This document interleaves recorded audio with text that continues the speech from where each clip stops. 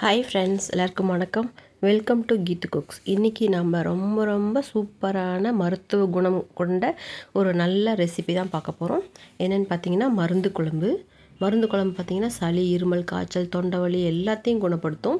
நோய் எதிர்ப்பு சக்தியை ரொம்ப அதிகரிக்கும். இது வாரத்தில் ஒரு நாள் சாப்பிட்றதுனால நம்மளோட செரிமானமெல்லாம் ரொம்பவே இம்ப்ரூவ் ஆகிறது மட்டும் இல்லாமல் நரம்புகள் எல்லாமே நல்லா வலுப்படுத்தி உடம்புல உள்ள தேவையற்ற கழிவுகள் எல்லாத்தையும் வெளியேற்றிடும். வாங்க இப்போ நம்ம ரெசிபிக்கு தேவையான பொருட்களை பார்த்தலாம். ஒரு எலுமிச்சம்பழம் சைஸ் அளவு புளி எடுத்து ஊற வச்சு அதை கரைச்சி ரெடி பண்ணி வச்சாச்சுங்க. அப்புறம் ஒரு கப் அளவுக்கு சின்ன வெங்காயமோ அல்லது பெரிய வெங்காயமோ கட் பண்ணி வச்சுக்கலாம். சின்ன வெங்காயம் பெஸ்ட்டுங்க. அப்புறம் துவரம்பருப்பு 2 ஸ்பூன், ஒரு 10 பல் பூண்டு நல்லா சாப் பண்ணி வச்சுருக்கேன். 2 ஸ்பூன் உளுத்தம்பருப்பு, 2 ஸ்பூன் கடலைப்பருப்பு, 1 ஸ்பூன் மிளகு, 1 ஸ்பூன் சீரகம், வரமிளகாய் ஒரு 10 எடுத்துக்கலாம். அப்புறம் இந்த பிரியாணிக்கு போடக்கூடிய பொருட்கள், ஹோல் கரம் மசாலான்னு சொல்லுவாங்க இல்லையா, ஜாதிபத்திரி, அப்புறம் வசம்பு, சுக்கு, ஒரு மராட்டி மொக்கு, பட்டை, லவங்கம், கல்பாசி, இதெல்லாமே கொஞ்சம் அளவுக்கு எடுத்துக்கலாம். அப்புறம் இது கூட நம்ம இன்னும் மல்லி 2 ஸ்பூன் அளவுக்கு மல்லி தூள் அல்லது முழு மல்லி எடுத்துக்கலாம். அப்புறம் உப்பு கொஞ்சம், பெருங்காயம் கொஞ்சம், மஞ்சள் தூள் கொஞ்சம். உப்பு 1 ஸ்பூன், பெருங்காயமும் மஞ்சள் தூளும் ஒரு ½ டீஸ்பூன் எடுத்துக்கலாம். இப்போது நம்ம எண்ணெய் இல்லாமல் வெறுமனே ட்ரையாக வறுத்து அதை ஆற வச்சு அரைச்சி பொடியாக மாற்றிக்க போகிறோம். அதுக்கப்புறமா நம்ம குழம்பு ப்ரிப்பேர் பண்ணிக்கலாம். என்னோடய சேனலை நீங்கள் ஃபஸ்ட் டைம் பார்க்குறீங்க அப்படின்னா கண்டிப்பாக லைக் பண்ணிக்கோங்க. இந்த சேனலுக்கு ஒரு லைக் பண்ணிவிட்டு ஃபுல் வீடியோ பாருங்கள், எனக்கு ரொம்ப யூஸ்ஃபுல்லாக இருக்கும். வாங்க இப்போ நம்ம ரெசிபி பார்க்க ஆரம்பிக்கலாம். ஒரு கடாயை அடுப்பில் வச்சுட்டு மினிமம் தீயிலே நம்ம எடுத்துக்கலாம். ரொம்பவே அனலாக இருந்தாக்கா சீக்கிரமாக தீய ஆரம்பிச்சிடும். மினிமம் தீயில் நம்ம இது வறுபட்டு எடுத்து அரைக்கும்போது நமக்கு அந்த ஃப்ளேவர் ரொம்ப சூப்பராக இருக்கும். ரொம்ப தீயவும் விடக்கூடாது, அதே சமயத்தில் வறுபடாமல் இருக்கக்கூடாது. இப்போ வரமிளகாயும் அது கூடயே சேர்த்துக்கலாம். நம்ம எடுத்து வச்சுருக்கிற பொருட்கள் ஒவ்வொன்றா சேர்த்துட்டு நம்ம வறுத்து எடுத்து ஆற வச்சு நம்ம அரைச்சிக்க போகிறோம். இப்போ இது கூடயே வர மல்லி நான் 2 ஸ்பூன் எடுத்துக்கிறேன். அது முதல்ல காட்ட மறந்துட்டேன். இப்போ அதை கூட ஆட் பண்ணிக்கலாம். இப்போ அதையும் சேர்த்து நல்லா வறுத்து எடுத்துகிட்டு ஒவ்வொரு பொருளாக மிளகு, சீரகம், அதுக்கப்புறமா இந்த 3 வகையான பருப்பு, துவரம்பருப்பு, கடலைப்பருப்பு, உளுத்தம்பருப்பு, இது 3யும் எடுத்துக்கலாம். பருப்புகள் ட்ரையாக வறுக்கும்போது சீக்கிரமாக வறுபட்டு தீய ஆரம்பிச்சிடும். அதனால தான் கரம் மசாலா ஃபஸ்ட்டு போட்டு நம்ம அதை சூடாக்கிட்டு அதுக்கப்புறமா மிளகு, சீரகம், வரமிளகாய் இதெல்லாம் ஆட் பண்ணிவிட்டு அதுக்கப்புறம் பருப்புகளை சேர்த்துருக்கோம்.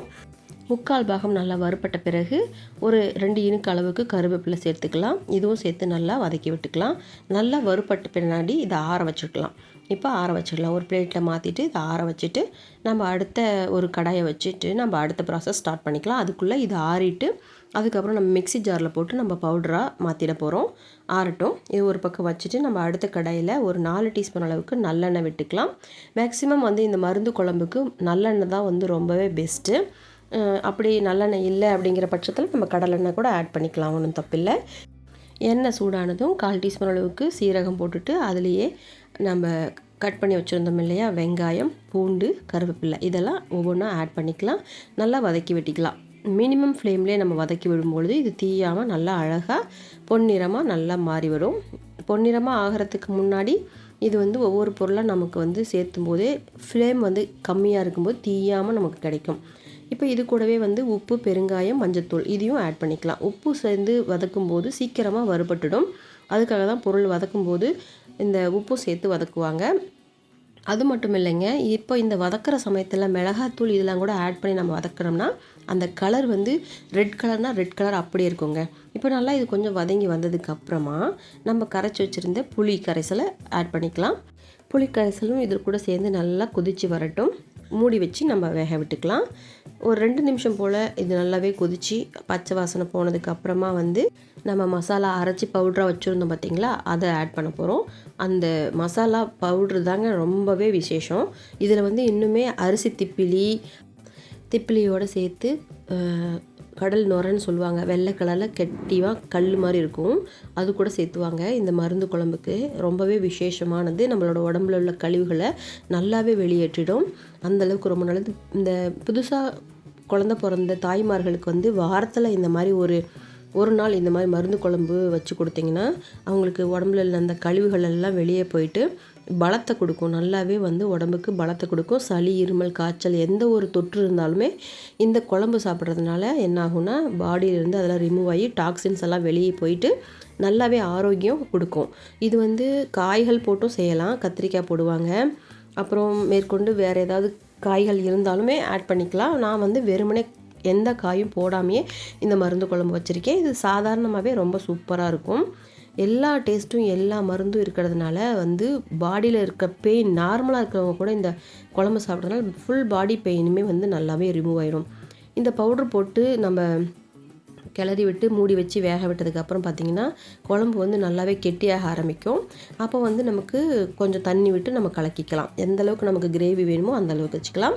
இப்போ தேவையான அளவு உப்பு டேஸ்ட்டை பார்த்து உப்பு சேர்த்துக்கலாம். ஆல்ரெடி நம்ம 10 மிளகாய் போட்டு அரைச்சிருக்கோம். வேறு மிளகாத்தூள் எதுவும் நம்ம ஆட் பண்ணல.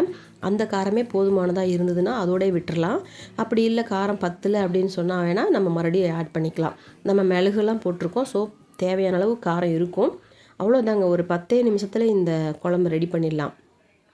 இது தாய்மார்களுக்கு மட்டும் இல்லாமல் நம்ம வயசானவங்க எல்லாருக்குமே வந்து இந்த குழம்பு ரொம்பவே ஆப்டாக உடல் ஆரோக்கியத்துக்கு ரொம்பவே முக்கியமானது. வாரத்தில் ஒரு நாள் அல்லது ஒரு 15 டேஸ் ஒன்ஸாவது நம்ம இந்த மருந்து குழம்பு எடுத்துக்கிறது ரொம்பவே ஆரோக்கியத்துக்கு நல்லதுங்க. என்னோட இந்த வீடியோவை ஃபுல்லாக பார்த்த எல்லா நல்ல உள்ளங்களுக்கும் ரொம்ப ரொம்ப ரொம்ப நன்றிங்க. புதுசாக இந்த வீடியோ பார்த்த எல்லா நண்பர்களுக்கும் மிக்க நன்றி. சேனலை சப்ஸ்கிரைப் பண்ணி வச்சுக்கோங்க. புதுசாக பார்க்குறவங்க ஆல்ரெடி பார்த்து சப்ஸ்கிரைப் பண்ண எல்லா சப்ஸ்கிரைபருக்கும் ரொம்ப நன்றி. புது சப்ஸ்கிரைபர்கள் என்னோடய சேனலில் பெல் பட்டனில் ஆல் ஆப்ஷனை கிளிக் பண்ணி வச்சுக்கோங்க. என்னோடய ஒவ்வொரு வீடியோவும் உங்களை வந்து சேரும். நான் உங்களை அடுத்த வீடியோவில் மீட் பண்ணுறேன். தேங்க்ஸ் ஃபார் வாட்சிங் this video friends. Thank you, bye and take care friends.